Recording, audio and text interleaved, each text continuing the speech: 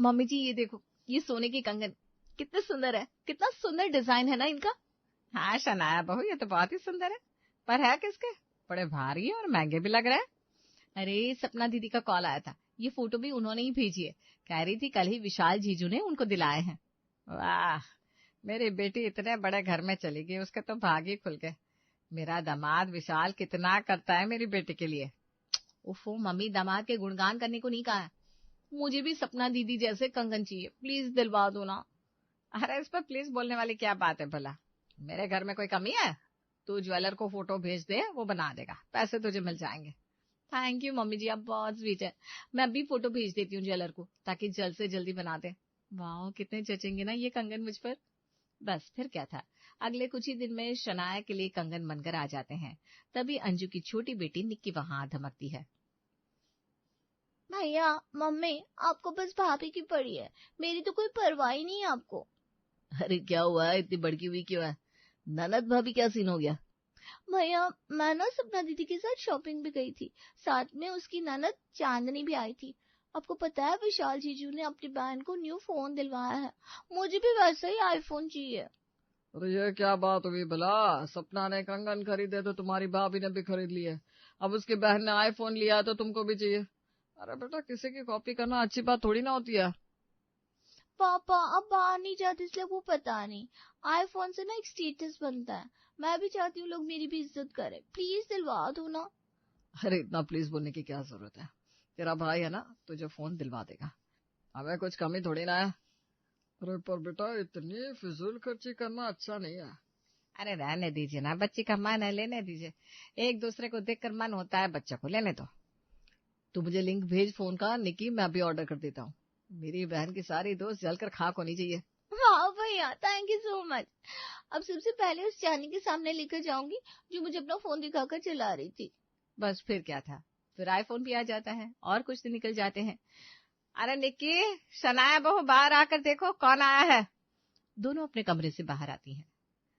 अरे सपना दीदी, आप कितने दिन बाद आई आप। निकी, मैं दीदी के पास बैठी हूँ, तू जरा पानी ले आ। ठीक है भाभी। अरे कैसी है तू मेरी बच्ची? बड़ी सुंदर लग रही है तू, बड़ी अच्छी साड़ी पहनी है तूने।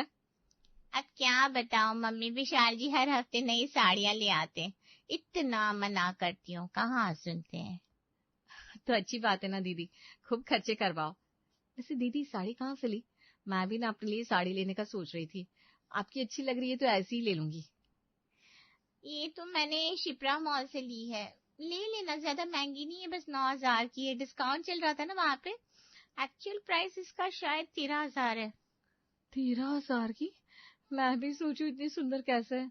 वाह दीदी, मैं कल ही ऋषभ जी को बोलकर मंगवा लूंगी।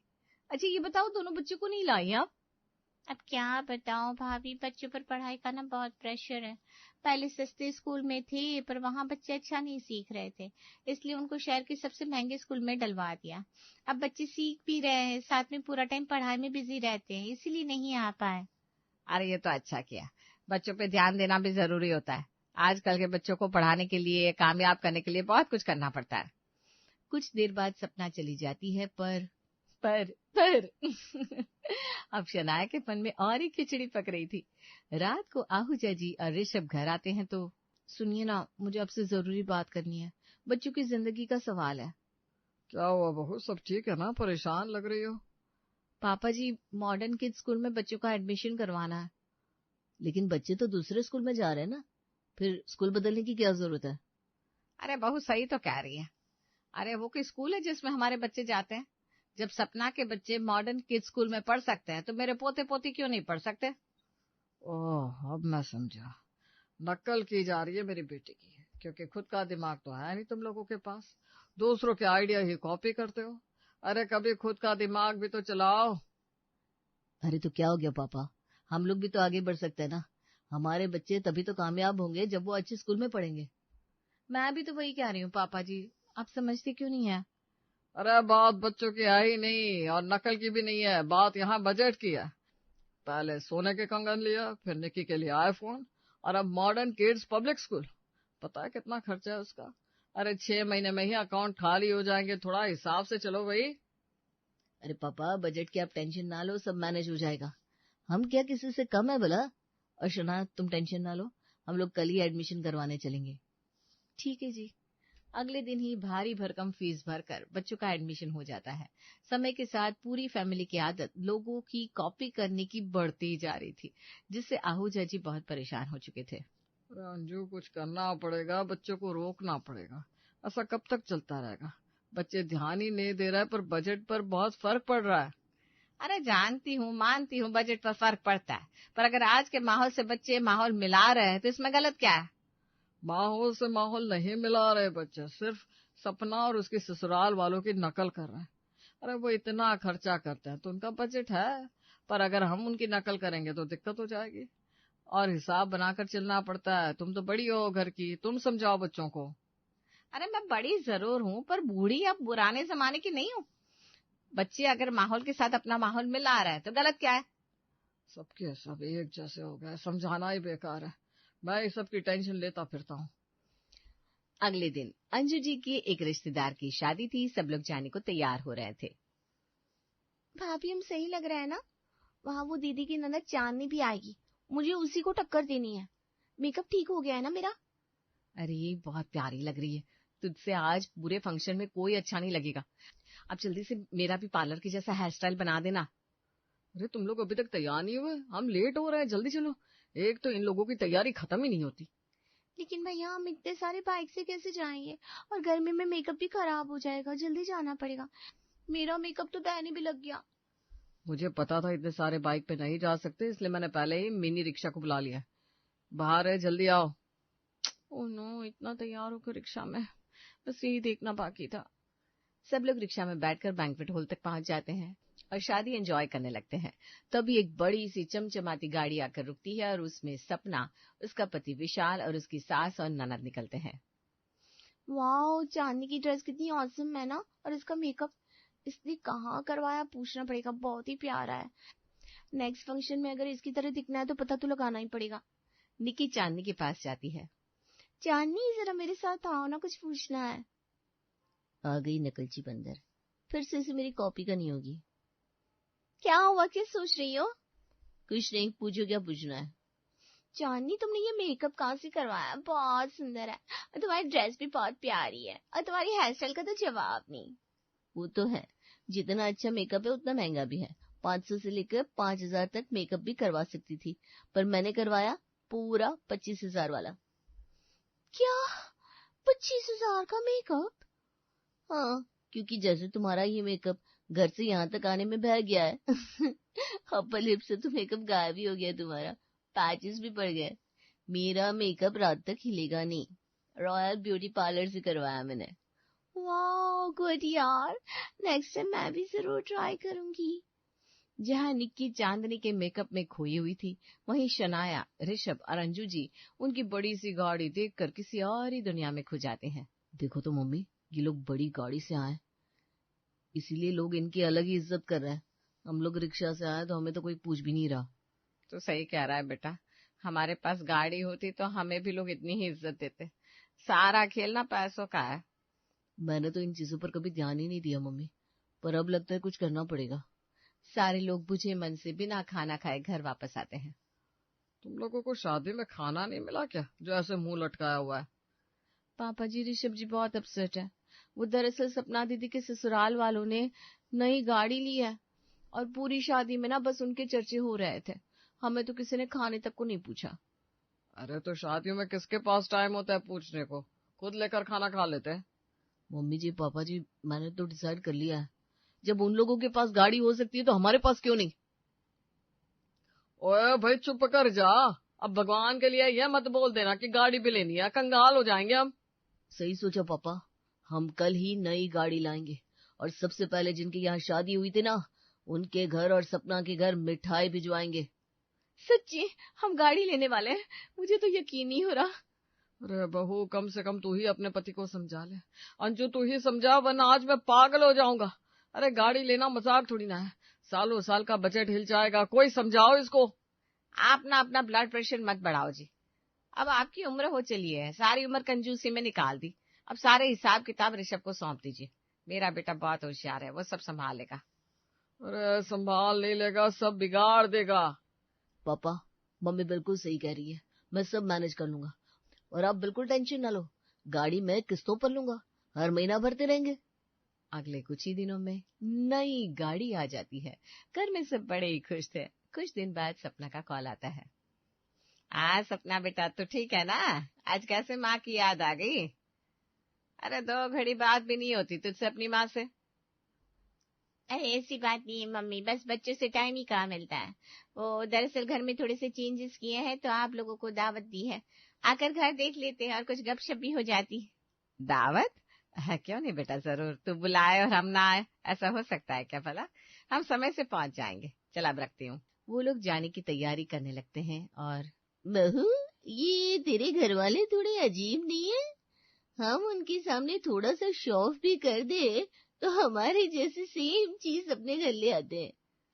मम्मी सही बोल रही है भाभी। भाभी की छोटी बहन निक्की मेरी सारी ड्रेसेस की, मेकअप की, सैंडल्स की, फोन की और तो और मोबाइल के कवर तक की भी कॉपी कर लेती है। फिर मेरा मन भी नहीं करता वो चीज यूज करने का। ये बात तो है, हर चीज की कॉपी करना सही नहीं होता। और हमारी तो इतनी हैसियत है, हम खरीद लेते हैं, पर उनकी तो इतनी कमाई भी नहीं है। माना वो लोग गलत करते हैं, पर है तो मेरे घर वाले, आप लोग ऐसा मत बोलिए। अरे बहू मेरी है कि उनकी तरफदारी क्यों कर रही है? गलत कर रहे हैं ना वो लोग, हमारी बराबरी करने की कोशिश कर रहे हैं और हमसे उनकी बराबरी कभी नहीं हो सकती।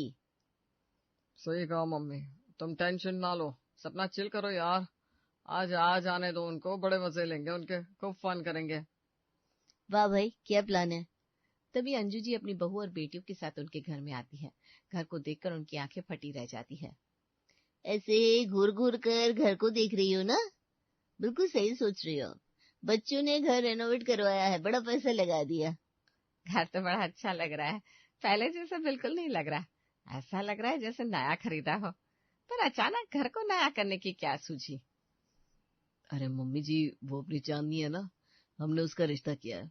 बड़े अमीर लोग हैं, अब वो अमीर है तो हमें भी थोड़ा अमीर दिखना पड़ेगा, इसलिए घर भी ठीक करवाना पड़ा। और क्या जीजू? अरे लड़का बहुत अच्छा और काबिल मिला है, सरकारी अफसर है, इसलिए दहेज में एक 250 गज प्लॉट लेकर उस पर घर बनाकर देना है, साथ में एक बड़ी गाड़ी और ढेर सारा सोना भी देना पड़ेगा। हे भगवान, इतना सारा खर्चा? अरे मम्मी जी, इसमें फायदा भी तो है। जितना हमें दिया है उतना 2-3 महीने में कमा लेगा उसका पति। इसमें हमारी बहन का ही फायदा है, राज करेगी। वाह, ये बात आपने बिल्कुल सही कही है। अब हमारी निकी के लिए भी ढूंढो ना कोई सरकारी अफसर। लड़कों की कमी थोड़ी है, बस देने को इतना तो हो जितना हमने दिया है। आप कहो तो बात कर लो। हाँ हाँ, क्यों नहीं। हम अपनी निक्की को सब देंगे। जैसी शादी आप करोगे उससे भी बड़ी शादी करेंगे। जब आप कर सकते हो तो हम भी कर सकते हैं। वो लोग दावत खाकर घर आते हैं। अब आएगा मजा। उधर वो लोग आते ही आहूजा जी के लाख मना करने पर भी घर को रेनोवेट करवा लेते हैं और निक्की का रिश्ता एक बड़े घर में कर देते हैं। सब अपने मन की कर रहे हैं, कोई मेरी सुन ही नहीं रहा। अरे खर्चा हिसाब से अच्छा लगता है, क्या जरूरत थी निक्की का रिश्ता इतने बड़े घर में करने की। अरे तो कौन माँ नहीं चाहेगी कि उनकी बेटी अमीर घर में जाए? सरकारी अफसर है लड़का। सब चाहते हैं, पर जिस डिमांड पे रिश्ता किया है उतना देने को है। सरकारी अफसर मुफ्त में तो हमारी बेटी को ले नहीं जा रहा।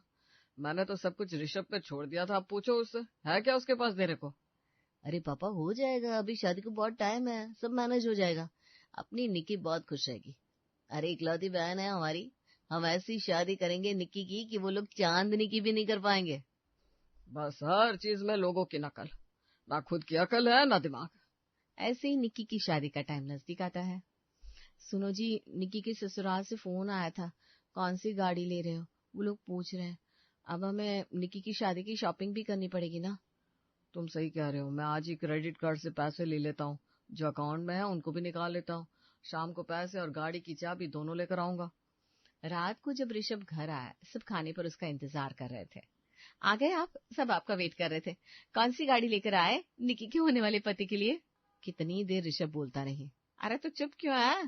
कुछ बोल क्यों नहीं रहा? सब ठीक है ना? मम्मी वो अरे क्या वो लगा रखा है, बता भी क्या हुआ है? मम्मी पापा, सारे पैसे खत्म हो गए अकाउंट में, सारी सेविंग्स खत्म हो चुकी है, हमारे पास कुछ नहीं बचा। क्या? मेरे पूरे जीवन भर की जमा पूंजी उड़ा दी तूने? अरे मैंने समझाया था, 100 बार समझाया था, पर मेरी सुनी किसने? अरे आप चुप रहिए जी थोड़ी देर। और ऋषभ बेटा, अगर सेविंग्स खत्म हो गई हो तो किस्तों पर ले लेना, या फिर क्रेडिट कार्ड से ले ले। निकी की शादी तो करनी पड़ेगी ना। मम्मी, क्रेडिट कार्ड माइनस में जा चुका है और किस्तों पे अब कुछ नहीं मिल पाएगा। बच्चों की महंगी फीस भर भर के अकाउंट खाली हो चुका है, कैश भी खत्म है। अब हम कंगाल हो चुके हैं, हमारे ऊपर न जाने कितने लाख का कर्जा हो चुका है। क्या इसका मतलब अब मेरी शादी चांदनी की तरह धूमधाम से नहीं हो पाएगी? हो भी पाएगी कि नहीं? ओ गॉड, मेरी तो बेइज्जती हो जाएगी। कहा था मैंने, मत करो किसी की हिरस, कंगाल हो जाओगे। हो गए ना कंगाल। हाँ पापा, मैंने सब बिगाड़ दिया। अब हम अमीर नहीं रहे, गरीब हो गए। आज सारे घर वालों को अपनी गलती का एहसास हो चुका था। दहेज ना दे पाने की वजह से निक्की का रिश्ता भी टूट चुका था। गरीब हो जाने के बाद अब इन लोगों को एहसास हुआ था कि गरीब पहले हम भी नहीं थे।